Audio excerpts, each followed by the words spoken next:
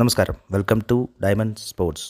ISL തുടങ്ങിയിട്ട് 2 ആഴ്ച കഴിഞ്ഞു. ഏകദേശം എല്ലാ ടീമും 2 മത്സരം വീതം കളിച്ച് കഴിഞ്ഞിട്ടുണ്ട്. ഇതിലെല്ലാ മത്സരവും നല്ല കോമ്പറ്റീറ്റീവ് മത്സരം തന്നെയാണ് നമുക്ക് കാണാൻ കഴിഞ്ഞിട്ടുള്ളത്. ഹൈദരാബാദിൻ്റെ കാര്യത്തിൽ മാത്രം കുറച്ച് പരിങ്ങലുള്ളൂ. അവർക്കിനിയും 3-4 ഫോറിൻ പ്ലെയേഴ്സിനെ റിക്രൂട്ട്മെൻറ്റ് ചെയ്യേണ്ടതായിട്ടുണ്ട്. അതുകൂടെ കഴിഞ്ഞാൽ അവരുടെ ഭാഗത്തു നിന്നും നല്ല മത്സരം തന്നെ കാണാൻ കഴിയും.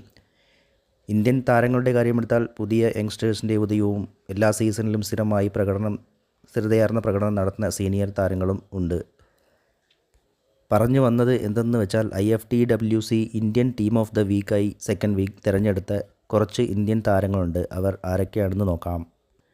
ഫോർമേഷൻ 3-4-3 ആണ്. ഗോൾ കീപ്പറായി കട്ടിമണി FC ഗോവ. ഡിഫൻസിൽ left side Uvais Jamshedpur FC, Pritam Kotal Kerala Blasters. Right side Rahul Bheke Bangalore FC. ഇനി മിഡ്ഫീൽഡ് നോക്കിയാൽ left wing Abhishek Punjab FC, central mid Mayakkannan North East United, Vipin Kerala Blasters, right wing Lungding Punjab FC.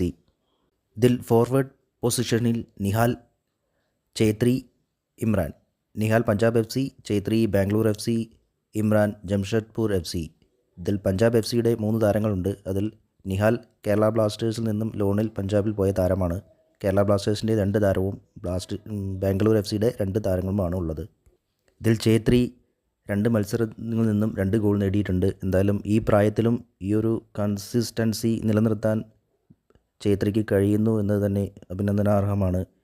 Second വീക്കിലും കോച്ചായി തിരഞ്ഞെടുത്തത് ഖാലിദ് ജമീലാണ്. Thank you.